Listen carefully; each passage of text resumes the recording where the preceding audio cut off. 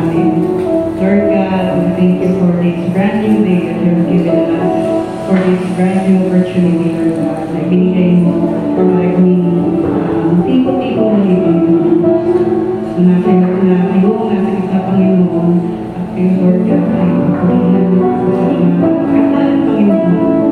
Dahil Lord God sa lahat ng magandang bagay ako yung ginagawa sa buhay ng bawat isa. Lord God, we pray that you forgive us of our sin, Lord God. That you make us fit in your presence, Lord God, as we sing this song of praises, as we worship you today, Lord Jesus. Hindi nga ako, Lord God, wala kang kapulan, Panginoon. Despite ng mga ginagawa namin, Lord God, may ikaw bubugos sa araw-araw ng still, hindi mo may pinapabayaan, Lord God. Still, binibigay niyo, Lord God, ng mga bagay na alam namin minsan hindi nakakagawa. And we thank you for that. Thank you for your grace, Lord Jesus. Thank you for bringing us here again. Alam ko yung patunay na kayong buhay, Lord God. Alam ko yung patunay na Diyos na sinasamba namin, Lord God.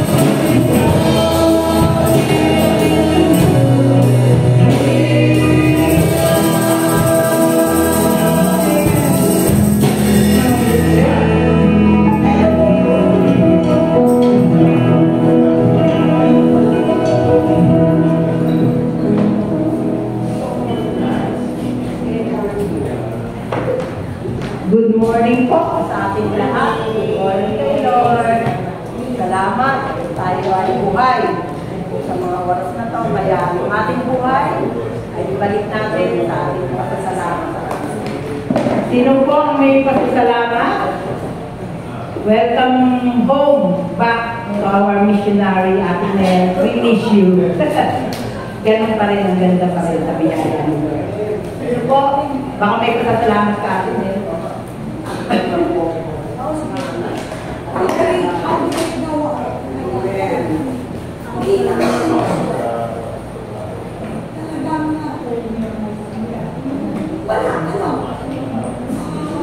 Speechless sa kabutihan ng Panginoon.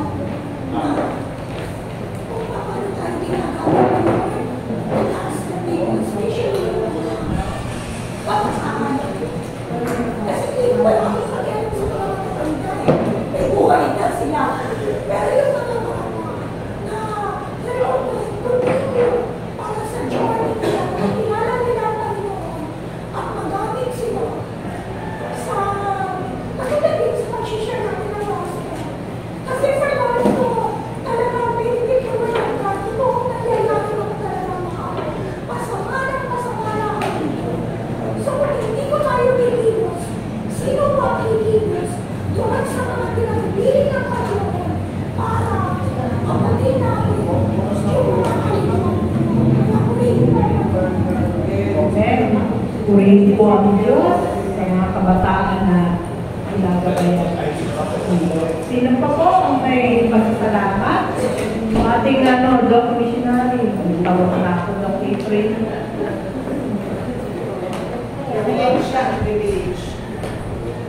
Nagpapasalamat ako sa Panginoon sa pag-iingat, although meron pa konting sakit. Pero salamat sa Panginoon po sa mga breakthroughs na pinagkakalap niya po. Yung mga bagay na hindi natin sukat akalain, pero naibibigay niya at napaprovide niya. Minsan, pag sa calling kasi, alam naman ni Tita Nel yun. Kapag talagang paiisipin ka ng kaaway, tutuloy mo ba itong ginagawa mo? Para kanino ba itong ginagawa mo? Para sa iyo ba ito? Sa Panginoon. So, minsan may mga challenges, may mga struggles, di mawawala yun. Pero, once na nagpatuloy po tayo na sumunod sa Panginoon, everything will fall into its perfect place.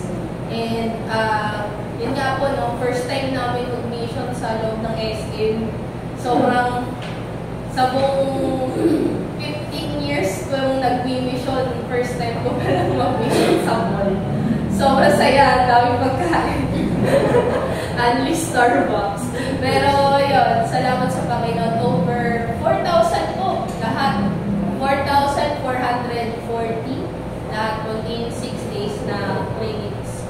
Hindi lang po yun hindi lang po yun medical, dental, meron pong campus ministry, jail ministry, tsaka pastoral ministry. So, halo-halo na po yun.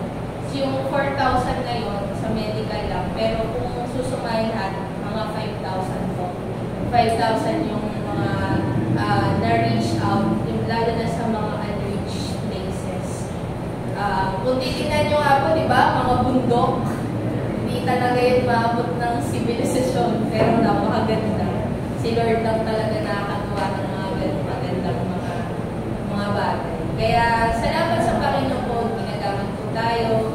At salamat din po sa suporta niyo at sa mga prayers. Patuloy lang po tayo manalangin. Salamat po. Hindi po, kung wala na, ay tayo manalangin. Iyuko po natin yung ating ay patitigit ang ating pagkain po ay patuloy na manalangin sa ating dakilang dakilang Diyos, ang namin na nasa namin, pinupuri ka namin, pinapasalamatan po Panginoon sa aming mga buhay po Panginoon na patuloy ngayon upang kami po Panginoon ay patuloy na sumamba sa iyo sa Espiritu at Panginoon. Tunay nga po Panginoon na ikaw ay dakila sa lahat ng dakila, Diyos na pagmahal, Diyos na kaibuti. Salamat po sa buhay ng aming mga missionary na patuloy mo ginagamit po Panginoon sa bakit po na kung saan po kinalaganan po Panginoon ng salita. Salamat po kay Amen, kay Doc, kay po Panginoon na ginagamit mo upang sila po Panginoon ay maglingkod ng free po Panginoon dahil alam namin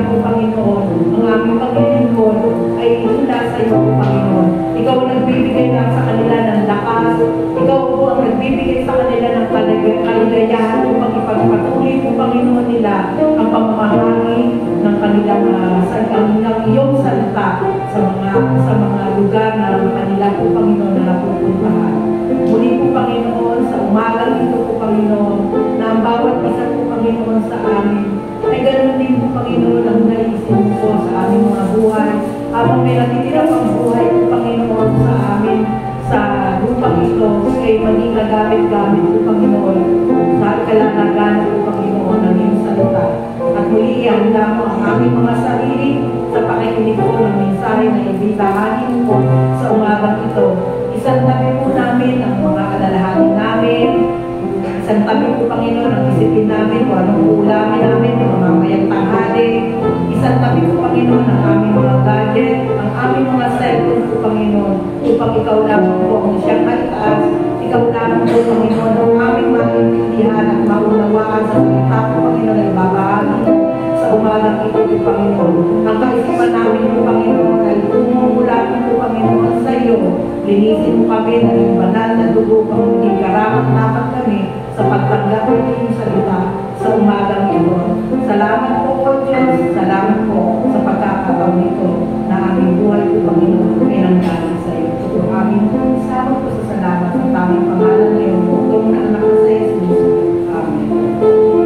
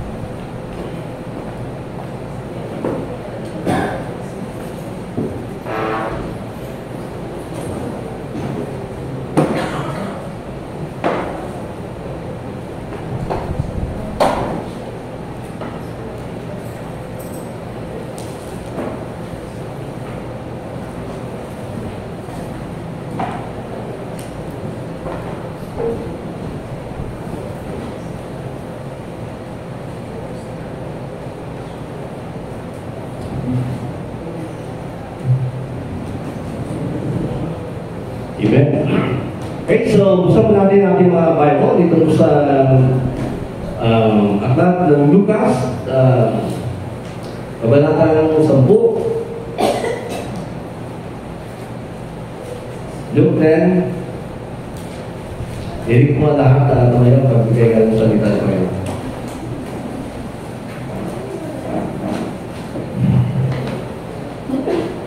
Okay, sabi dito sa Luke 10, chapter 10, verse 1.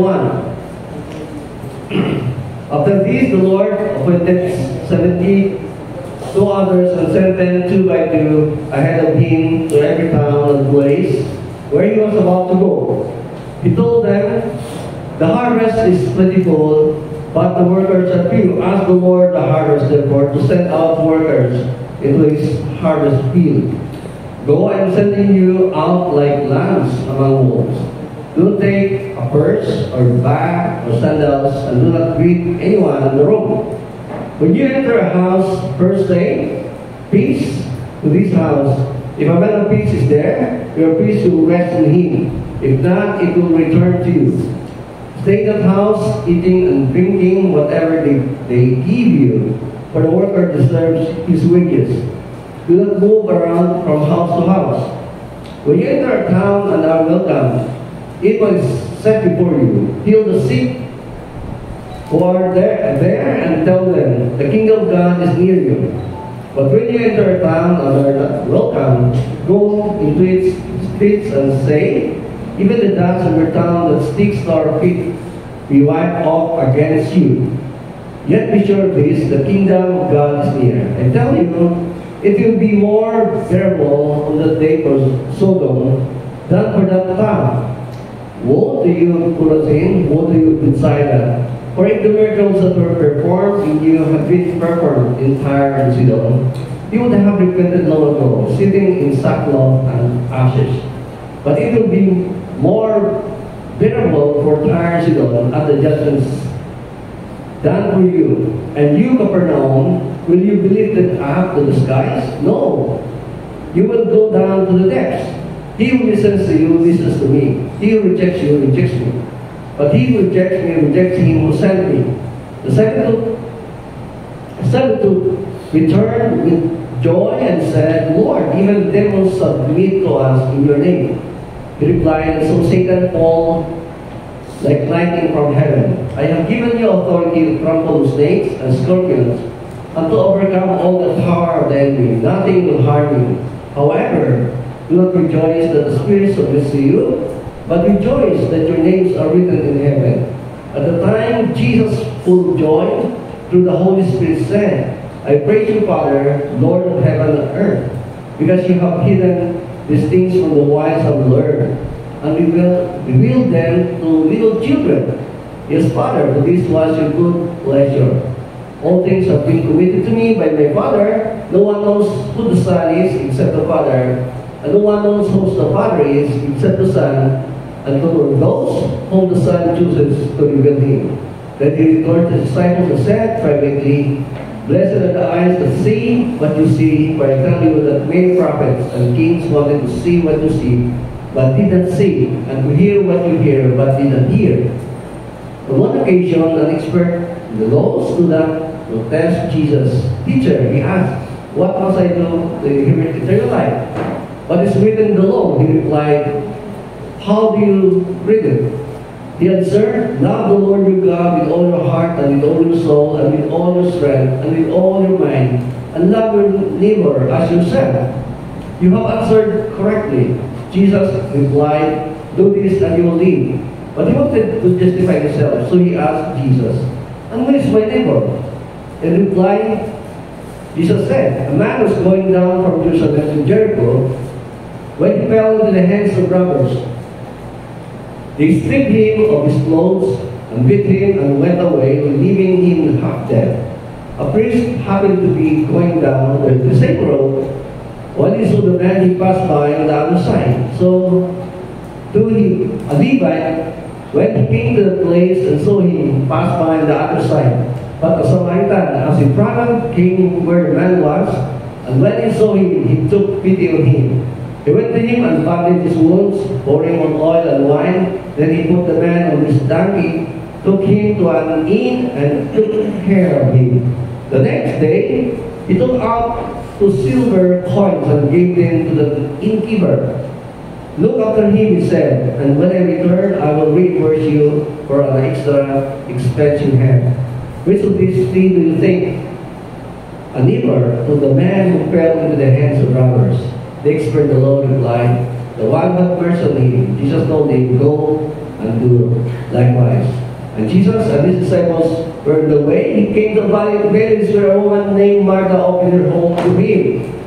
She had a sister called Mary who sat at the Lord's feet, listening to what he said. But Martha was distracted by all the preparation that he had to make.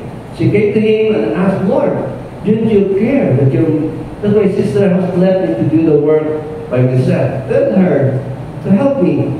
Martha, Martha, the Lord answered, you are worried and upset about many things, but only one thing is needed.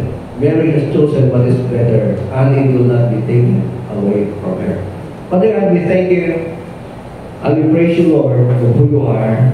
Lord, we magnify your name, O God. And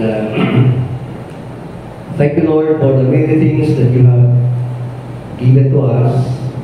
Even, Lord, for this wonderful day. Lord, for sparing us, Lord, from the devastation of the time of God. Thank you for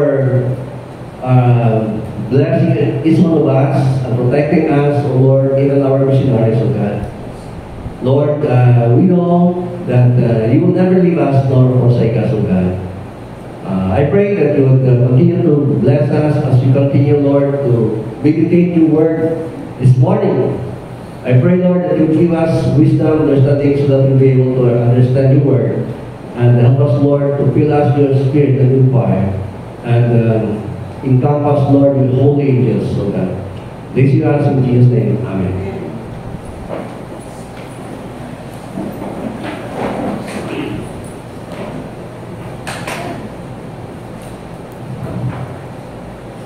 Okay, so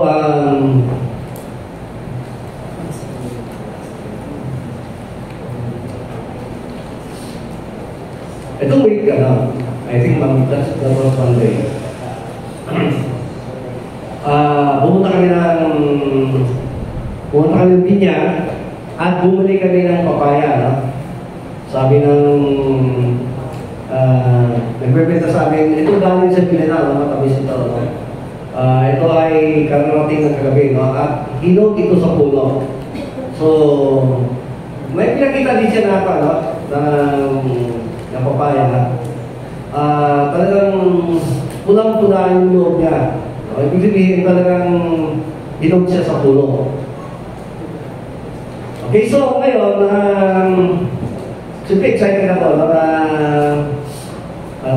Yung matikman ko naman yung natikman ko doon sa Mindanao. Kasi yung natikman ko talaga na galing sa Mindanao na hinog sa puno, talagang super tamis, no? At hindi mo talagang kayang ipagpalit kahit saan.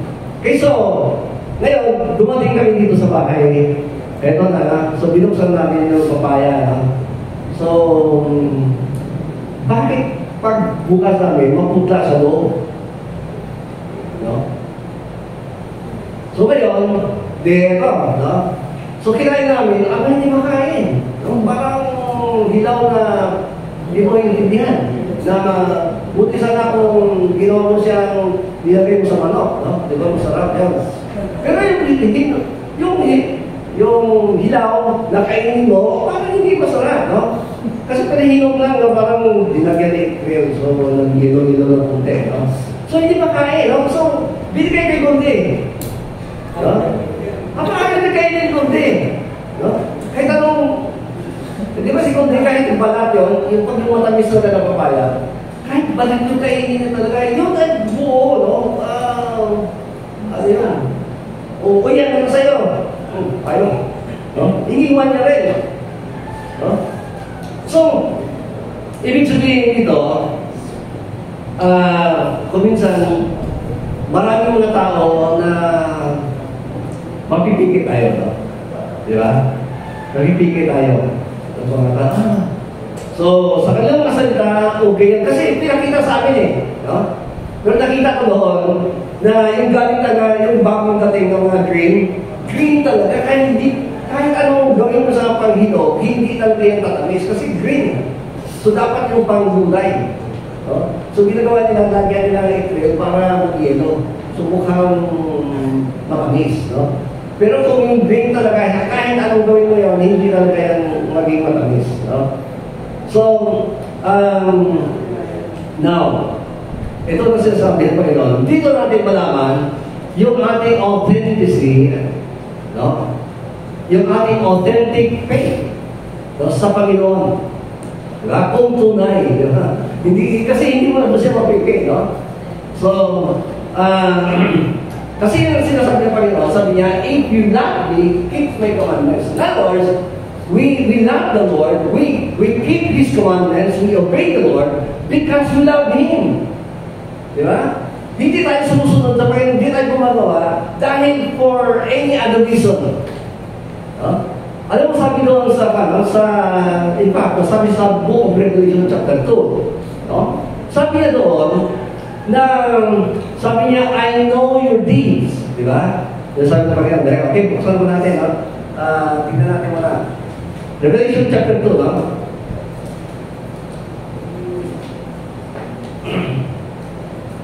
So, sabi dito sa Efesos, no? Ito, sabi niya, no?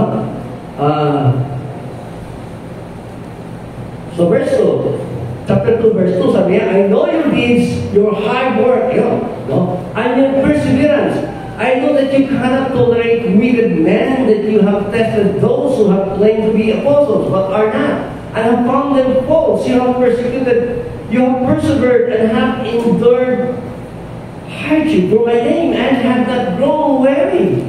Yeah. Pero tingnan mo sa verse 4. Yet I hold this against you. You have forsaken your first love. Remember the height from which you have fallen. Repent and do the things you did at first. If you do not repent, I will come to you and remove your lampstand from its place. So, makita pa natin dito na kahit sobra yung paglingkod natin sa Panginoon, if we lost our first love, hindi ito nakakalugod kayo. Diba? Kaya ito yung love natin talaga, ito yung magtulak sa atin, no? Sa Panginoon, ito yung magtulak sa atin sa paggawa ng gawain ni Lord. No? Okay, we serve God not because of any reason. No, we serve God because we love Him. No? Why? Because He first loved us. Yun lang, no? Kasi kahit tingnan mo dito, no? Grabe yung mga hard work nila eh. Pero sabi pa yun, remember where you have fallen. Oh, tagalungin mo, tatalin, no? Alalahanin mo kung saan ka bumagsak. Okay? No? Hindi niya alam na bumagsak ka pala siya. No? Sabi dito, no? So, now, even si Paul, sabi niya dito, no? Si Paul, sabi niya, kung makita natin si Paul, sabi niya, ina-enumerate niya yung mga nangyari sa kanya. Sabi niya, many times na siya ay pinalo ng 39 lasses. Many times, I think 5 times, no? 5 times, no? Na pinalo siya ng 39 lasses. So, 39 times 5, ilan yan? I don't know. No? So, ibig sabihin, ganun ka-grabe, no? Almost 100 lasses yung natanggap niya. No? Okay, so, and then, ano pa sabi niya? He experienced shipwreck. Okay, so, ano ba? He experienced even stoning to death, no? About to die. Yun pa nakakatangay ka. Tapos, yung imprisonment na binabatuloy na siya, common yan sa kanya. Okay, pero sabi dito, sabi niya dito, bakit ito ginagawa dito? Why? Sabi niya dito, love the love of Christ constrains me. Ito yung nagtulak sa akin, no? Yung pagmamahal ni Kristo, pagmamahal kay Kristo at pagmamahal ni Kristo, no? Ito yung nagtulak sa akin na gumawa nito. So, yun, no? So, ibig sabihin dito, if we really love God, hindi pwedeng, di ba? Makikita yan sa tanong, no? Hindi mo pwedeng, I love God, and then, wala lang, no? Okay? So, in other words, your love would show who you are, no? Would show by your deeds. Oh, yeah, no? Kaya sabi niya, if you love me, keep my commandments, no? So, in other words, we keep the commandments of the Lord not because natatakot tayo ng pero because we love Him. Oh, yun, no? So, sabi ng Panginoon. Huh? Okay. So, next please. Okay, sabi dito, sabi niya, tignan mo ha, ito sinulat ito ng Panginoon on the evening of His crucifixion. Sabi niya, and Jesus gave lengthy private teachings to His disciples. Okay, so that this discourse in the upper room takes place right after the Lord's announcement that one of the disciples will betray Him and Judas leaves the room. As part of that instruction, Jesus says, if you love me, keep my commandments. Okay, sabi niya dito, the unmistakable meaning of the passage is that obedience to Christ's commandment is both a sign and a test of our love for Him. So in other words, yung ating pagsunod sa mga sinasabi ni Kristo, ito ay isang makita natin na isang pagsubok ng ating pagmamahal sa Panginoon. Diba? Di ba pag minamahal ng tao, kung ano yung gusto niya, yun ang sinusunod mo. Tama? Okay, so, hindi na yung gusto mo. Kung hindi, dati gusto mo yung masunod. No? Pero pag minahal mo talaga yung tao, sinusunod mo yung kanyang gusto. Diba? Sa magkasama ka naman. Okay, so, now, ganito rin sa Panginoon. No? Kaya sabi ng Panginoon, if you love me, keep my commandments. Okay. Okay, next please. Okay, sabi dito, ano yung mga commandments yan, Of course, ito yung mga important commands ng Panginoon sa atin. Okay, first, sabi dito, we are commanded to pray. No? Okay, pray for more laborers to the harvest field. Kasi sabi pa yun, the workers are few, but the laborers are few. No? The laborers, the harvest is plentiful rather, no? But the laborers are few. Then sabi niya, pray therefore for the Lord of the harvest so that He would send you more laborers. Okay, so, alam niyo ba ito, no? Yung wheat niya, no? O palay.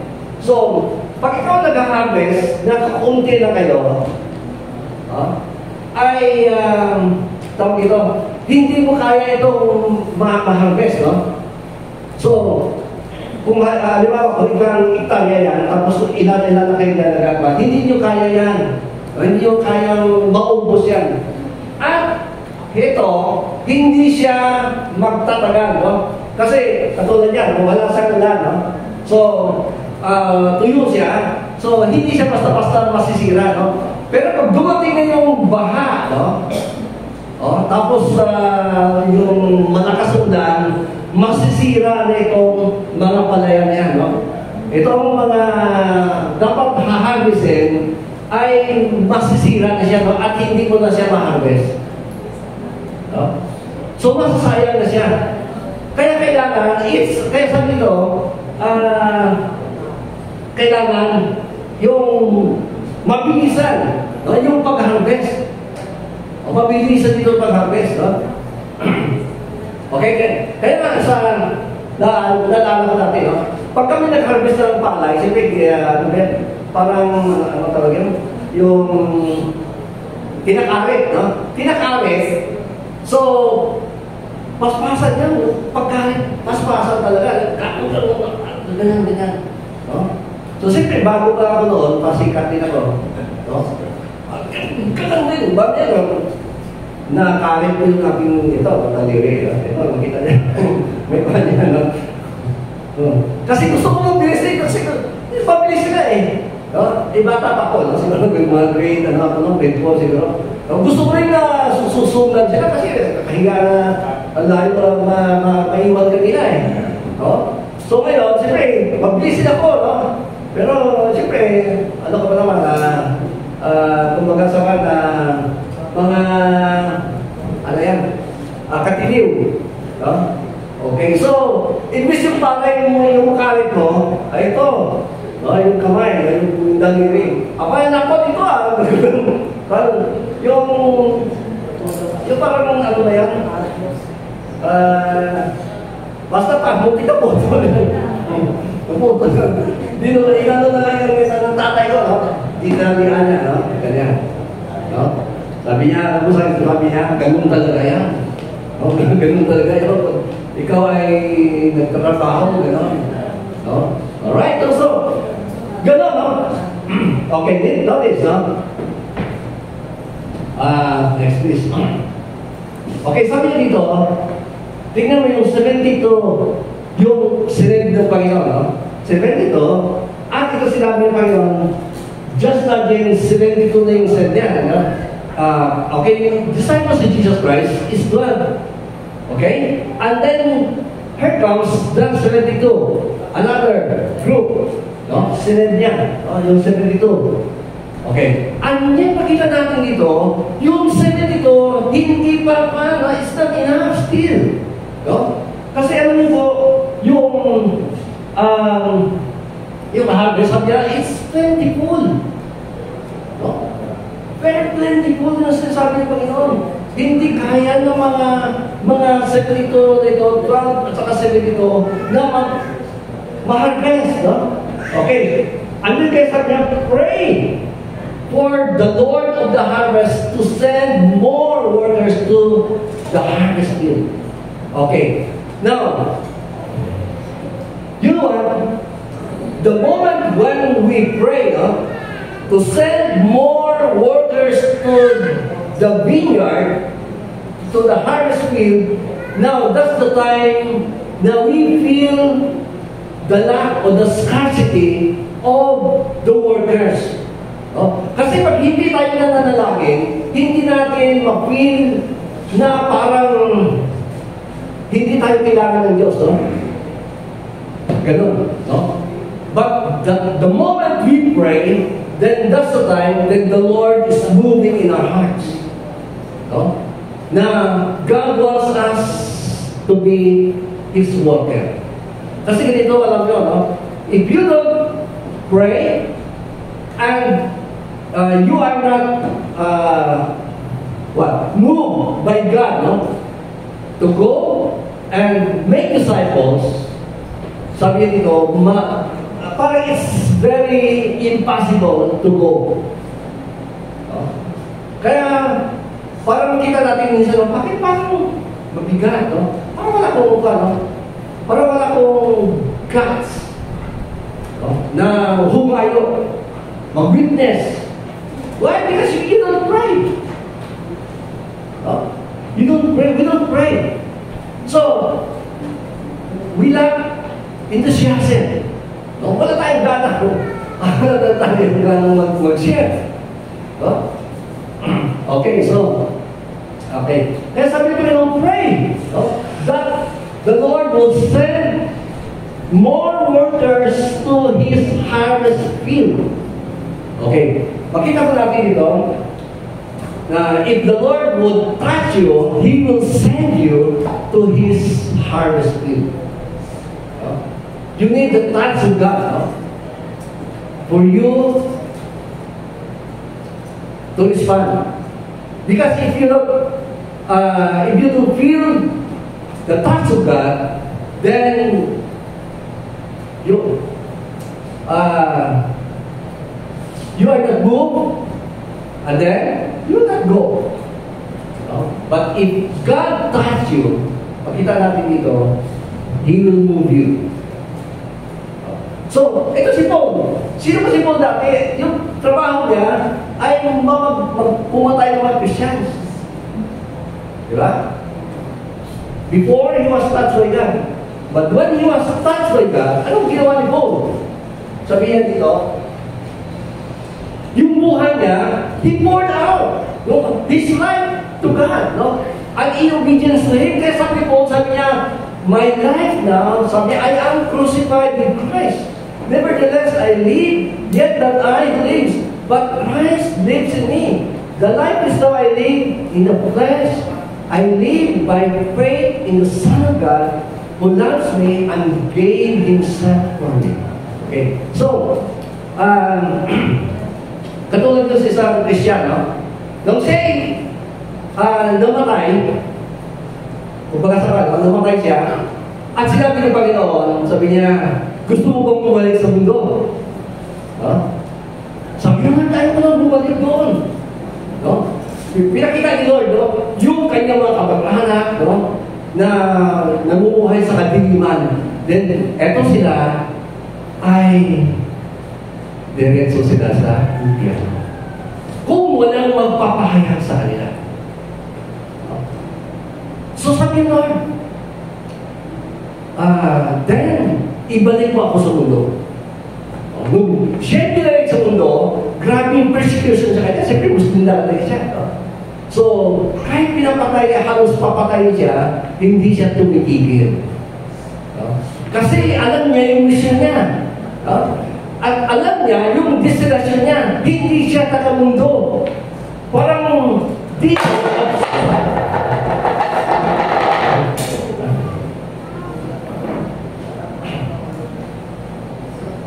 Okay. Sabi niya, ako hindi sa mundo. Pagkatapos ng mission ko, papalit ako sa aking tahanan. Doon yung aking tahanan sa langit. Kaya, hindi siya nag-enjoy dito sa mundo. No? Hindi siya pumunta dito para mag-enjoy.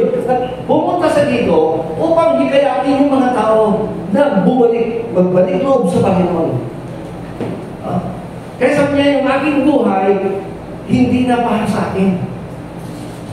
Kasi yung buhay ko, kung baga yung tahanan ko sa langit, halimbawa, papunta ka na lang kayo taga-Amerika. No? So, siyempre, kung yung inyong tahanan sa Amerika yung maganda, gusto nyo talagang bumalik agad. No? Hindi kayo manatili dito sa Pilipinas dahil konti yung sweldo. Di ba? Kung nagsusweldo kayo doon ng 1 milyon, isang buwan, pumunta kayo dito sa Pilipinas, magpakasyon na, no? Okay? O kaya may tutulungan na, no? Pero hindi kayo maging permanente, no? Dahil kung hindi na kayo tumira, sasabihin nyo yung sweldo niya nasa 10,000 na. No? So what is 10,000? Kung 1 million sa Amerika. No? So ibig sabihin dito, ganun tayo, no? Remember that we are not citizens of the earth. The word, we are citizens of heaven. Kaya yung sinasabi ng Panginoon, no? Okay, sabi niya, kung inisip natin, yung ating mga mahal sa buhay na ma-impyerno, hindi po tayo mamuhay, no? Sa sarili natin. Okay, so, gano'n. Kasi, alam mo kung yung mga kapatid mo, mga mahal mo sa buhay, ay mamatay at wala sa Panginoon, sigurado yun. Wala siya doon na langit.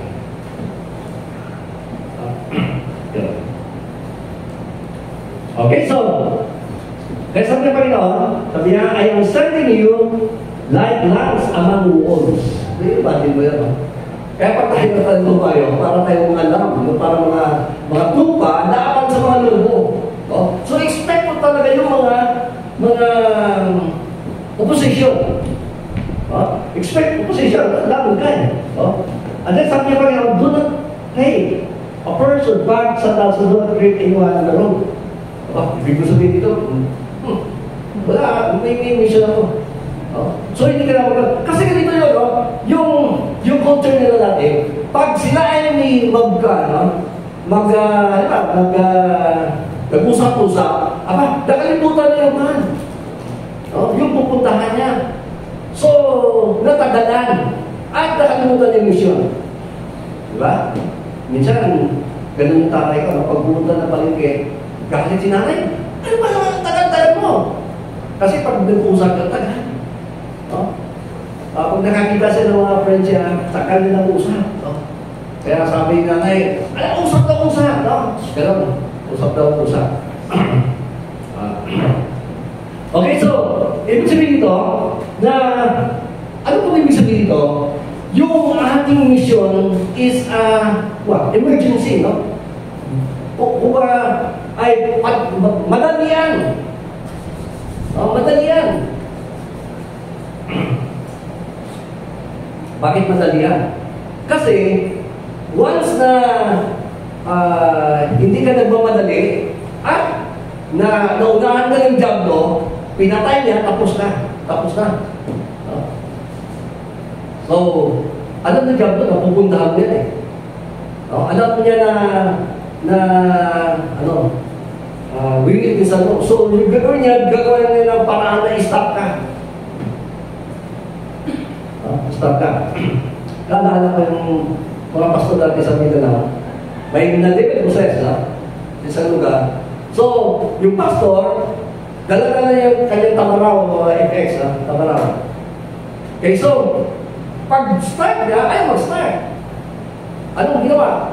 Anong nangyari? Dinakaw yung battery. Naghanap pa siya ng battery, nag-start. Ngayon, habang tumatakbo, na-flat na naman yung gulong. Ay, hanap naman sa gabi yun eh. Paano ka maghanap ng plano? Yung motorizing, no? So, sabi niya, ang daming ginagawa ng diablo na hindi ka talaga makapunta doon sa ninais dito. Kasi gusto ng diablo na bago ka makapunta, yung mahal sa buhay, tapos na. Kaya pag ako'y makausap, lalo na yung mga mahal sa buhay, na wala sa alam ko, wala sa Panginoon, ay hindi ko talaga pinipigilan. Hindi ako na witnessan ko. Nalala mo yung matanda natin sa bahay, sabi niya, na itong matanda ito, mabait sa amin. Kasi sinabi para kain ng galak. Nagagawin sa ng galak. Hito, malalag ito kay hito. Sabi ko, gusto kong witnessan yung matanda kahit nasa 72 daw siya. So, hindi ko witnessan. Sobrang ingay sa palengke. Hindi niya. Hindi ko talaga magawa kahit anong witness ko. Kahit anong witness ko. Sobrang ingay. Pero nung minsan, sabi ko, eto, hindi ko na ito patadalin. May witnessan ko na talaga siya kahit na ingay. So, hindi ako, sumikip ko nila ko, lakas yung boses ko, kahit na lakas ng boses eh. So, nagulat ako, yung matanda ng tindihan niya, naririnig niya at tumanggap siya sa Panginoon. Tapos, inausap. Tapos nung after a month, nagbalik kami ulit, sabi ko, saan si nanay? Anong si nanay? Napatay na. See? Now, kung halimbawa, kung na-miss ko yung opportunity na yun, see, kita mo yung chance, ng isang tao ay makakilala sa Panginoon. Kaya, huwag nating sayahin. Pag tayo din makarinig, huwag nating sabihin na sa kanila. Katulad yung kinukwento ng pastor sa Mindanao. Sabi kasi yung tatay yung pastor din, sabi niya sa young people, sabi niya, tumanggap ka na sa Panginoon. Tanggapin mo na si Lord. Sabi niya, pastor, bata pa ako. Saka na lang. Saka na lang pag yung may na akong tamang pag-iisip. Kasi young people ba daw siya? Marami pa siyang gustong gawin. Pero alam niyo po, pagkatapos nila nag-usap, sumakay sa motor, okay? Then, pag sakay sa motor, napangga yung motor, automatic, patay siya. Kita mo yung missed opportunity. Missed opportunity na dapat na matanggap niya, and yet, Nawala. No? Kaya sabi ng Panginoon, sabi niya, this is now the favor of God. This is now the time. The favor of God. No? Pag meron ka ng time, grabe. Grabe. Kaya doon sa sama, na sinasabi ko lagi, kami pumunta doon, may pinakilala ng sister niya ng kapag-anak niya, doon sa gitna, mainit pa, alas 12, alam ko yun. Pinatanggap ka rin siya doon sa Panginoon. Kasi alam ko, hindi na kami magkikita. No? Gano'n, doon sa gitna, ang kalsada na. No? Ang init-init. No? So, ito yung sinasabi ng Panginoon, sabi niya, the harvest is plentiful. So, sabi niya, the harvest is right now, I'm ready to harvest. So, once na ma-ripe na yan, okay, ang sunod noon ay either ma-harvest mo ay mawala siya. Yun. Okay, so, next. Kaya sabi dito, when you enter the house, so sabi niya, say peace to this house. Okay? If someone who promotes peace is there, your peace will rest on them. If not, it will return to you. Stay there, eating and drinking whatever they give you for the work of the services which is, and do not move around from house to house. Okay, so, notice, no? Sabi niya dito, sabi niya, enter into that house and eat what they serve. Okay, so, ngayon, sabi mo, ano ba naman yung pagkain na yan? Parang kapagin naman yan. Alam mo, pag ginawa mo yun, hindi ka na makabalik yan. Nalala ko dati yung mga missionary galing sa ano yan, sa Amerika, no? Okay, so, sabi ng kanilang kasama, sabi niya, kung kayo ay maarte, no, ay huwag na kayo pumunta. No? Sisirain nyo na yung aming gawain. No? Kung ano yung isuserve nila, tanggapin nyo. No? Kasi the moment na tanggihan nyo, hindi na tayo hindi na tayo tatanggapin nila. No? Okay. Alam mo yung pinuntahan nila, isang primitive na lugar, no? At yung sinerve sa kanila ay, rat stew. Alam mo rat stew? No? O, sinabawan na daga. Yun. Buti sa ito, prito na daga. Rat stew. No? Daga na may sabaw. Pero, kondisyon nila, no? Okay, kung maarte ka, huwag kang sumama. Ay siyempre, lahat na sumama, kumain. At alam niyo po, nawin po nila yung buong tribe sa Panginoon. Yung buong tribe nawin nila. Kasi nakita nila yung pagmamahal galing sa Panginoon. Kaya ako pag pumunta sa mga bahay-bahay, pag inupiran ako talaga, kinakain ko rin. Lalaki ni Pastor Nick na yung patay, yung lakaw sa patay, no? Tapos inupiran sa ng pita, tapos yung biscuit, no? Yung lakaw sa patay, pupunta doon sa pita, no? Dumadapo doon sa pita. Diba? Kita nyo? So, siyempre yung patay kasi doon sa mga kanilang lugar yun, no? Wala ko sa kabaong eh. Wala ko sa kabaong. Wala ko kabaong, hindi na dapat pala yung kabaong. Dahil nakahiga lang sa kama. May kumot. Dati may sabi ni Pastor din, nung sila dumating, nakatabot ng kumot. Yung buong katawan, pati ulo. Eh nung siya mag-prepare, binuksan yung ulo. Tapos sinerve niya yung pita na biscuit, no? So, yung langaw, nakita niya, no? Dumatapo sa ulo ng patay at dumatapo doon sa may pita. Tapos, siyempre pagkatapos, sabihin, Pastor, kahit ako kayo. Now, ano gagawin mo? Ha? Eh di sabi pastor, kain, no? Pero doon sila Kasi, nilalim, no? Okay, so, ganun tayo na, pag sa mission, kaya yun ang tinutulong ni Lord sa atin, no? Kasi sabi dito, kahit may, kahit yan ay mayroong pang lason, no? Kainin mo pa rin yan. No? No. Sabi ko, bigyan ko, mas grabe naman. Eh, di ba naman may lason yan eh? Di ba? Kasi yung sabi ni Lord eh. Kahit kumain kayo ng lason, hindi kayo maano. Eh, di ba? Kaya nga pag mission ka talaga, it's by faith talaga. Hindi pwede yung mahina yung faith mo. No? It's by faith. Kasi, paano yung wala akong sinabi ni Lord? Di ba? Kasi, katulad ng isang Kristiyano na nag-mission, no? Tapos, sinad sa kanya yung lason. May lason, hindi niya alam. No? So, nag-pray siya, Lord, linisin niyo po ng pagkain ito. No? In the name of Jesus, no? Amen. Pagkain niya, sino yung mga tao nag-antay na matutumba siya, no?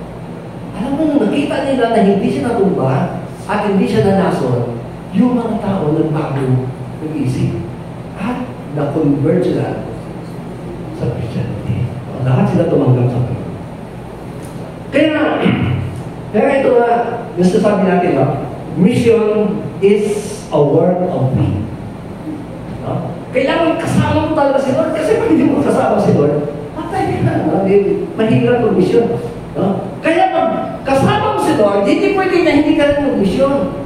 Kasi tinutulak ka ni Lord. Di ba? Ini-encourage ka ni Lord. Mag-mission tayo. Kasi ito yung gusto ko eh. No? Sabi mo. Yan, no? Next, please. Okay. O sige pa. Kaya makita natin dito na sinasabi talaga ng Panginoon na mag-prepare ng tao. Kasi napakahalaga talaga na mag-prepare.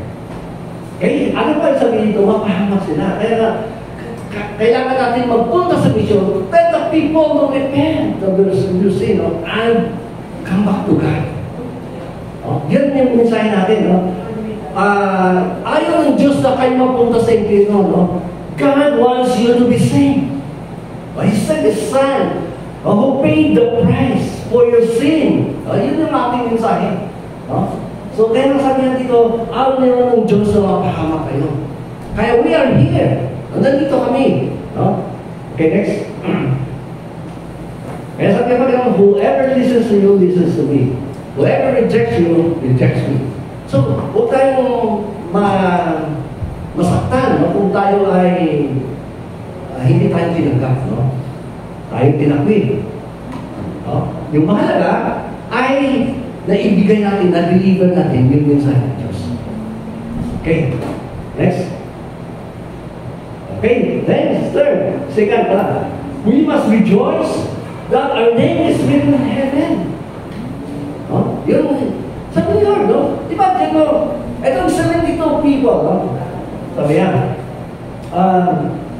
kaya sabi niya, these 72 people returned with joy. No? Sabi niya, Lord. Diba? Yes. Sabi niya, no? Okay, diba, with joy. Lord, even the demons, sabi niya, submit to us in your name. Wow. Nakita nila yung power ng Lord. Oh. So, sobra yung tuwa nila.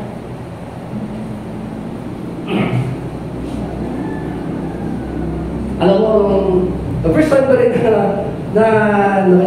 nag-drive out ng demos, ganun yung feeling ko, sobra din yung tuwa ko, no? Sobra din yung tuwa ko, no? Okay, so, ito yung naranasan ng mga disciples. Sabi ng Lord, even the demons, no? Submit to your name. Oh, kaya sobrang tuwa nila, no? Kaya, si Lord natuwa din, no? Kaya sabi niya, I saw Satan fall like lightning from heaven. And sabi pa ni Lord, no? I have given you authority to trample on snakes and scorpions and to overcome all the power of the enemy. And then sabi niya, nothing will harm you. Now, makita natin, pagkasama natin si Lord, hindi tayo matatakot sa dyan, no? Kasi ito naman nyo, nothing will harm you. Kaya, gano'n siya, no? Makita, gaganyan talaga siya, no? Eh, hindi ka naman, roar like the lion of Judah, no? So, okay, kasi dito yun, no? When you speak the name of Jesus, yung kalaban niya hindi na ikaw. No, kundi si Jesus na. Ganun yun. No? Basta when you speak the name of Jesus, yung kalaban nila, yung hinaharap nila, hindi na ikaw. Yan ay, kasi hindi yung salita, hindi yung salita mo. That's the authority ni Jesus. Yung name niya. No? Okay. Kaya, alam mo kung minsan, may mga jablo din na pag nag-cast out ka, hindi ma-cast out, no? Basta di basta ma-cast out. Kasi naranasan din yung mga disciples. At nagtanong sila sa Panginoon, bakit Lord, hindi namin ma-cast out? Alam mo sa Lord, because sabi niya, this kind of spirit needs prayer and fasting. No? Kasi may isang Kristiyano na isang psychologist siya actually. No? Siyempre, habang nagka-counsel siya sa mga tao, minsan mga demonyo na pala yung kaharap niya. No? So, nung alam niya na demonyo nga, sabi niya, by the blood of Jesus, I command you to go out.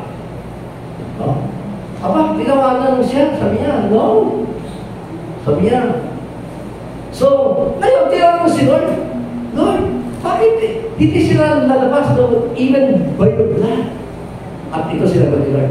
Sabi niya, this kind of demons, sabi, will be cast out only through prayer and fasting. Sabi niya, fast 3 days, no? And then go back. No? Kaya pagbalik niya after fasting, hindi na siya na-cast out. Basta na lang umalis yung diablo. Kasi, yun ang sinabi ni Lord sa kanya. No? These demons will be cast out by prayer and fasting. Kaya sometimes, no? Kaya pala, minsan may mga tao din na may mga mahirap i-demonize. Kasi, kailangan pala natin talaga yung fasting. Yan ay tulong ko yun.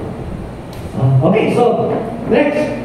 And then sabi ni Lord, no? So yung mga, sabi niya, yung mga disciples ito, tuwang-tuwa. They are rejoicing. Sabi niya, and even Jesus was full of joy through the Holy Spirit. Kaya ganun, no? Pag-puspos tayo ng Espiritu ng Diyos, no? Hindi yun maalis yung joy. Wala yung kasiyahan. No?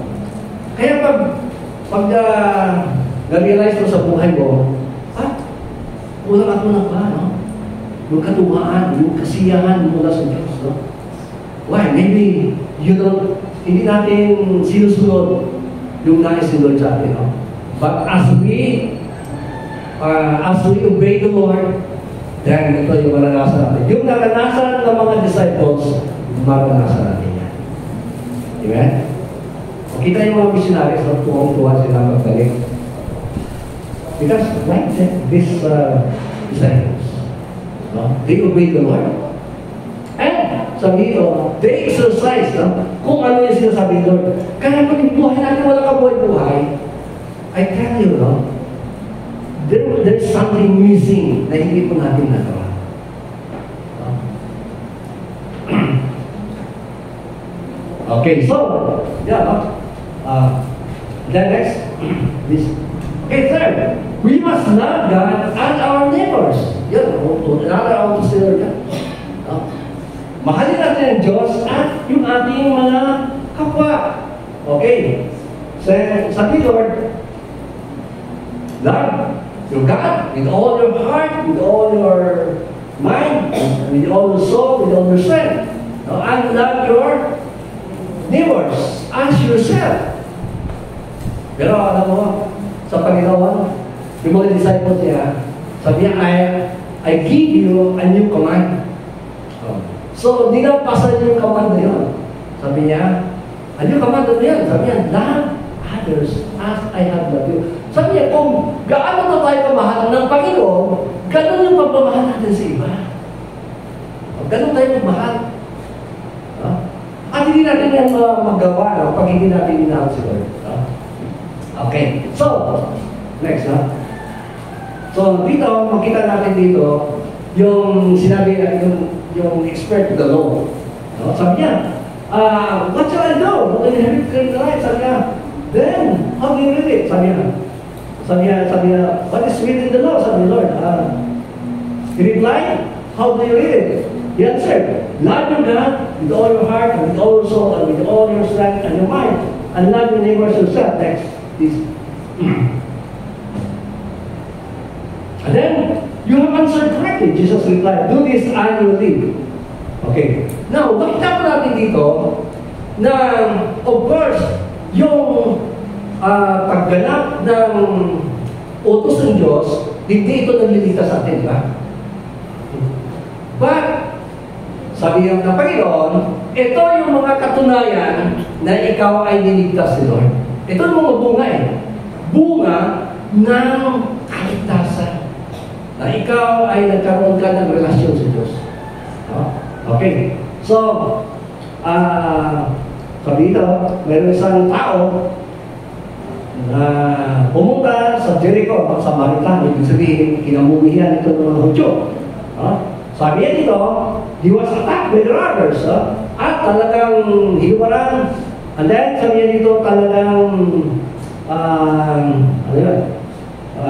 pinalo ng uso hanggang halos mamatay, half dead. And the priest happened to be going there the same road. At nilampasan na siya. And then next, and then ano yung nangyari? And then another, again, the Levites again. Ganun din yung ginawa nila pasada. Pero yung Samaritan man, okay, yung Samaritan man, ay nakita niya at hindi niya nilampasan. Di ba? Anong ginawa niya, kanyang tinulungan. Sabi dito, next po yan. Okay, yung ginawa niya, he took pity on him. Naawa siya, At he went to him and bandaged his wounds, pouring on oil and wine. Then he put the man on his own donkey, brought him to the inn, and took care of him. The next day he took out the 2 denarii and gave to the innkeeper, looked after him, said, and I will return, I will reimburse you for any extra expense you have. So, ito sinasabi dito, ng Panginoon, na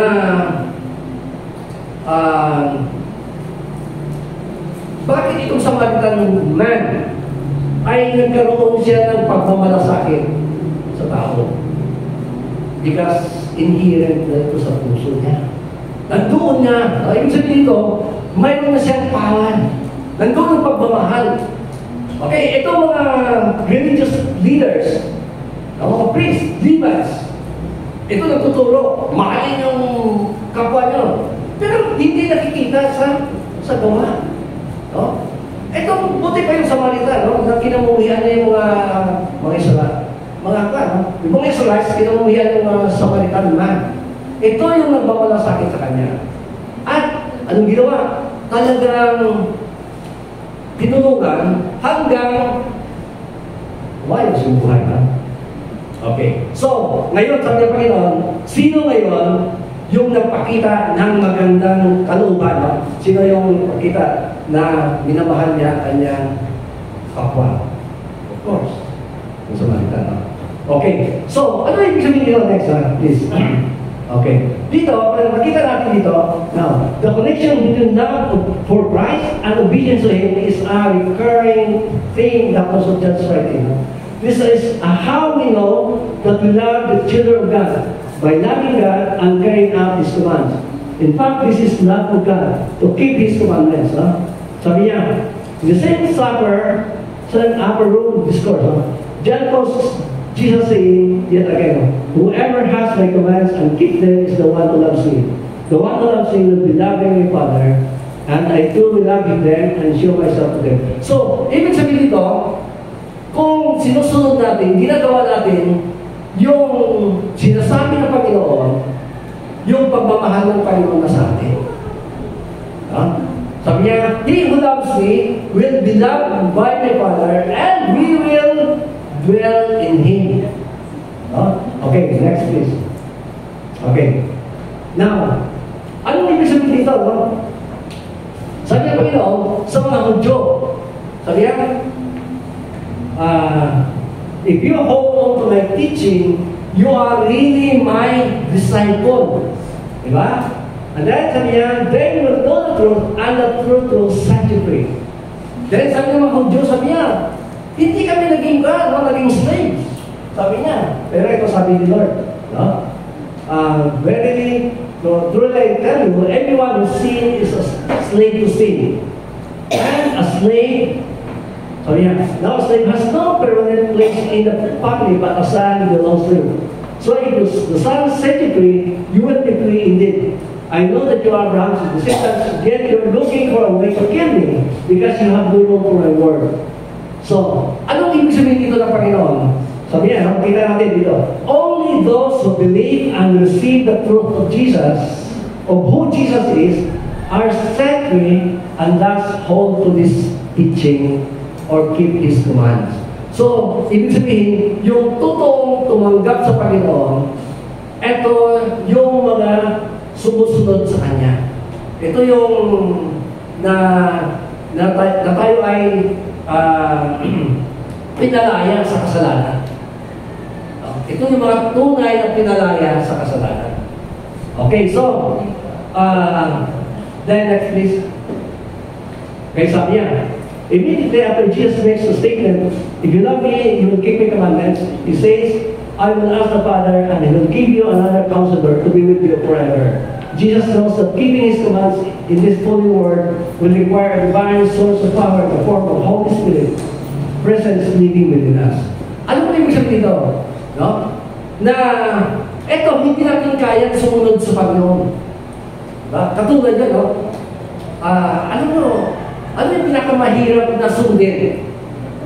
Nauupusin doon. Sa palagay lang. Love your enemies, tama? Kasi enemy mo na tapos ilove mo ba? Dapat enemy mo na So pag enemy mo, kailangan kamuhiyan mo siya. Di ba? Sabi ni Lord, love your enemy. Alam mo, yun ang pinakamahirap talaga na tanggapin, na gawin. Without the power of the Spirit, hindi natin magkabay. Kaya sa dito, I will ask the Father. Kaya if we have the Holy Spirit, hindi yan imposible mangyari sa atin. That we can love our enemies. Kasi marami mga Muslim, na mga pinatay sila, sinulog sila, sabi ni Lord, pagpatawad ka, mahalin mo sila. Alam mo, Lord, mahirap. Pero sabi ni Lord, tulungan kita. Nagawa nila. At naligtas nila yung mga mahal sa buhay. Yung mga nag-uusip sa kanila. Nagawa nila dahil sa power ni Lord, pagmamahal ni Lord. Diba? Kaya napakahalaga dito na tayo sumunod sa Panginoon. Kasi sabi ng Panginoon, kapag tayo sumunod, ito yung mga nagpapatunay na tayo ay nagmamahal sa Kanya. Kasi kung hindi tayo nagmamahal sa Panginoon, hindi tayo susunod. Kasi sabi ni Lord, you call me Lord, Lord, Lord, but you do not obey what I said. Diba? So in other words, kung hindi tayo sumusunod sa sinasabi ng Panginoon, hindi tayo nagmamahal sa Panginoon. Hindi tayo Lord. Hindi natin siya Lord. No? Yung tunay na Lord, sinusunod natin yung sinasabi ni Lord. No? Kasi, katulad yun, no? Yung mag-evangelize tayo, kasi, bakit? Kailangan natin mag-evangelize. Kailangan natin mag-witness. No? Kailangan natin i-preach, mag-disciple. Kasi ito, naisal ka ng Panginoon na walang mapahama. Ayaw ng Diyos na mapunta ang tao, kahit isang tao lang sa impyerno. No? Ang puso ni Lord, dumurugo. No? Kumbaga sa sobrang sakit no? Na makita niya yung tao na namatay na siya, and yet still mapahama. No? So, pakita mo ang puso ni Lord sa Jerusalem. No? Nung siya hindi tinanggap sa Jerusalem, umiiyak si Lord. Nandito na ako. I am here to save you. I am here to give my life. I am here to suffer for you. And yes, no? You would not acknowledge me. No? So, kaya sabi niya, Jerusalem, Jerusalem, how I wish I would, what? I would cover you. No? As a hen cover her cheeks under her wings, no? But you are not willing. No? So, imagine mo din yung puso ni Lord. So, now, tayo, ano ba yung puso natin? Our heart is not in tune with the heart of Jesus. If we are in tune with the heart of Jesus, then we have compassion to the lost. So, yung i-pray natin sa Lord, oh, Lord, please, change my heart. Change my heart, Lord. Oh, kung alam natin na malamig yung puso natin, because that's not the heart of God. Oh, kasi yung sabi ni Lord, I don't want anyone to perish. So, kaya sabi ng Bible, sabi niya, God does not delight in the death of the wicked. Hindi siya natutuwa. No? But precious in the sight of God is the death of His saints. No? Nalala niyo dati si Pastor Joy, hindi ko na, Baboy Pulos. No? Nalala niya? Sabi niya, okay lately, nalala ko kasi narinig ko din siya sa YouTube. Nandun na pala siya sa YouTube. Ito sabi niya, no? Sabi niya, nung siya ay nasa kulungan, di ba, pag mayroong papatayin, kinukuha siya doon sa kulungan. Tapos, pag napatay na niya, bibigyan na siya ng 30,000. So, ang dami niyang pinatay. No? Na ngayon, nung nilabas na siya sa kulungan, siyempre, paano niya, no? Alam nila na medyo, no?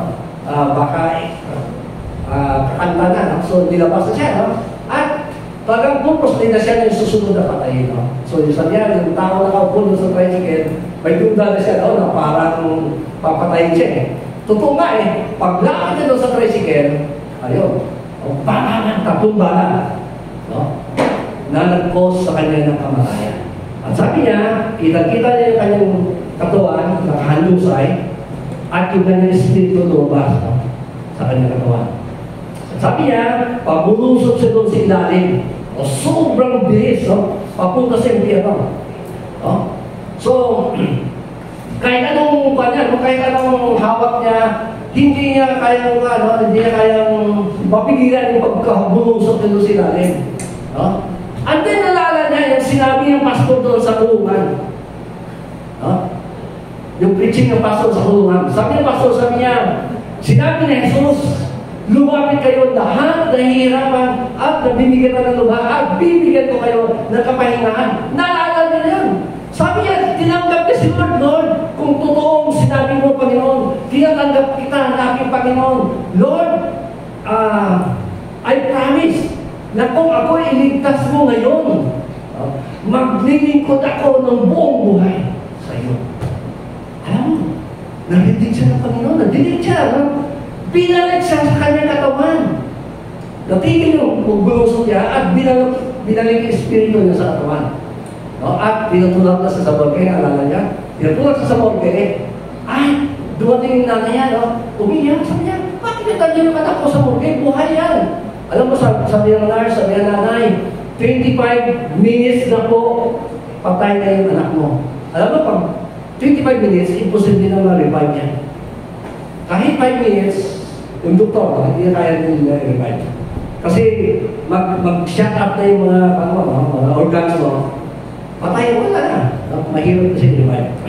Okay, so, eto 25 minutes, at nabulat siya na nabuhay. No?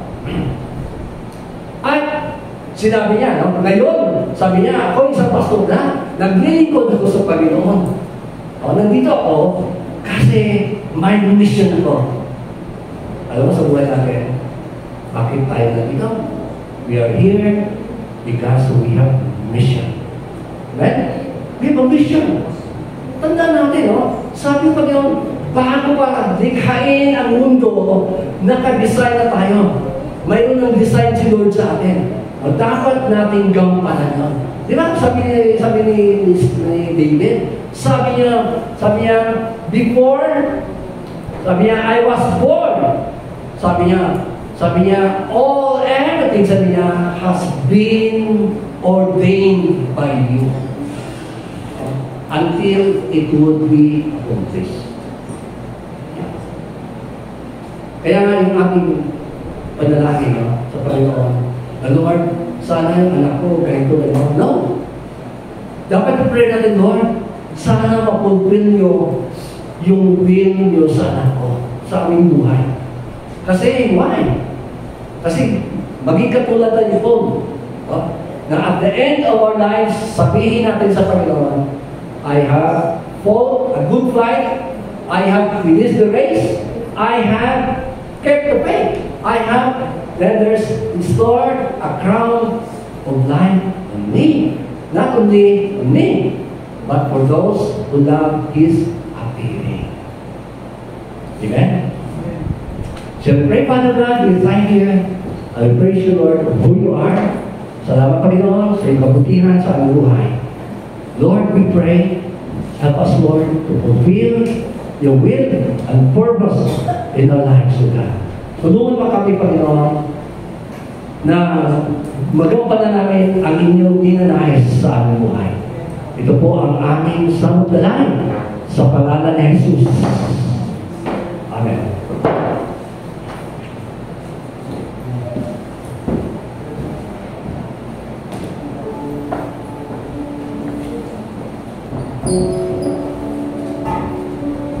Okay, hindi ko natin ating mga men, please come.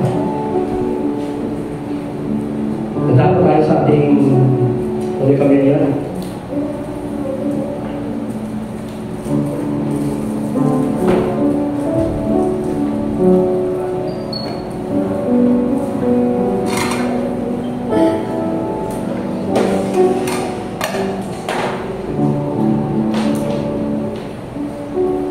Okay, 1 Corinthians chapter 11.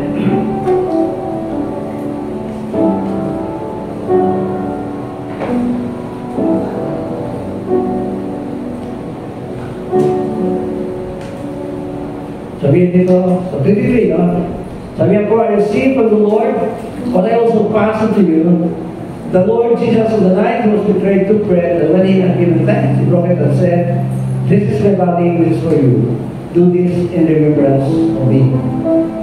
The same way, after supper, He took the cup, saying, this cup is a new covenant in my blood. Do this whenever you drink in remembrance of me. Celebrate. Father God, we thank you and praise you, Lord, for who you are. Thank you, Lord, for sending your Son to us.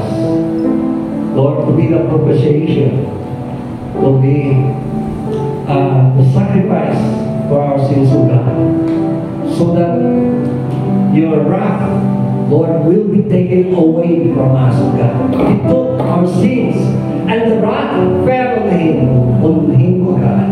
And Lord, He took that sin on the cross and paid the price for our sins, O God, because that's the price for our sin.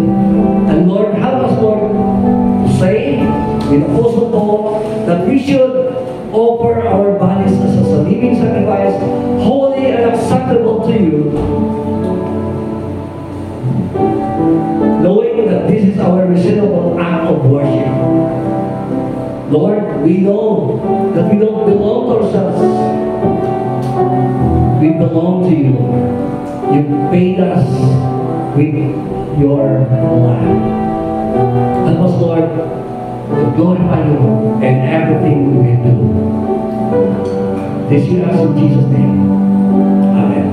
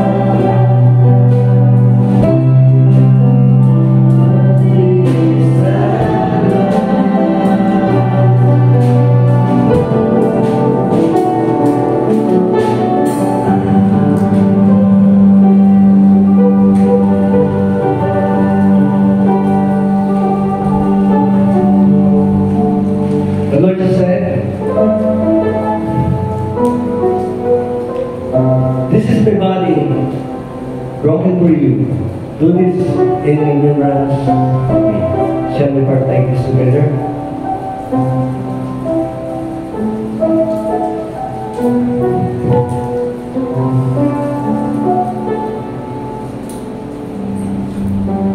Panginoon, maraming salamat po sa iyong pagmamahal sa amin. Iniaraw po yung aming kasalanan sa pagkita ng pamamahay sa Diyos. At ito po yung aming inubuhay ka sa pagkakataon ito. Maraming po salamat. Amen. The Lord just said, this cup is the new covenant of my blood. Whenever you drink it in remembrance of me, shall we drink this together?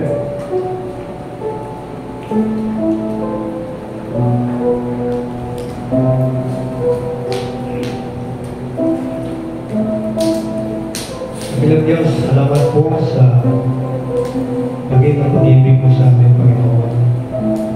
Hindi mo pinagkait ang gustong naman upang siya po ay mapayubay sa krus ng Kalbaryo, tumigil sa kanyang dugo. Upang sa magitan ng kanyang dugo, O Diyos, kami po ay malinis at mapatawad sa aming kasalanan. Kami po itong pinapasalamatan at dinadakila ang aming Panginoon sa pag-ibig sa aming po inaalala ito sa oras na ito, sa pangalan ni Jesus. For in eating this bread and drink this cup, we proclaim the Lord's death until He comes. Huwag pa tayo na habang kinuha yung ating empty what I'm offering.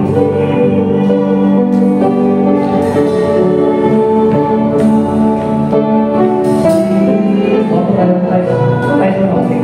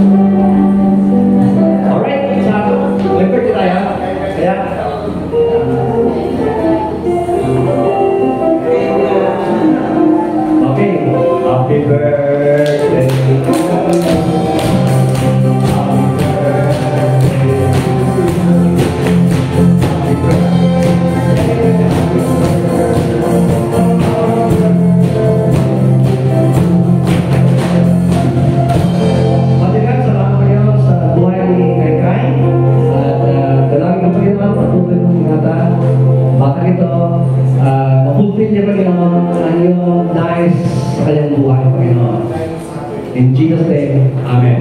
Okay, so, ayun naman sa rin, wala. Okay, wala. Okay, next natin ay yung ating of course, tuloy-tuloy yung ating Bible study on Tuesday. Nasa ano tayo? Okay, sa James tayo. Okay, tapos tayo sa Job, no? Now it's a good Job. Good Job. Alright, so ang ganda ng Job, it's really good Job. Okay, no? At salamat sa ating kay Brother Nunoy, facilitative, no? Okay, of course, we're meeting natin Thursday, fasting, huwag po natin kaligtaan ito. Napakahalaga dito. Okay. And then, nag-meeting yung ating ating mga student leaders sa church. Ano yung meeting natin? Kaya si Doc po. Wala yung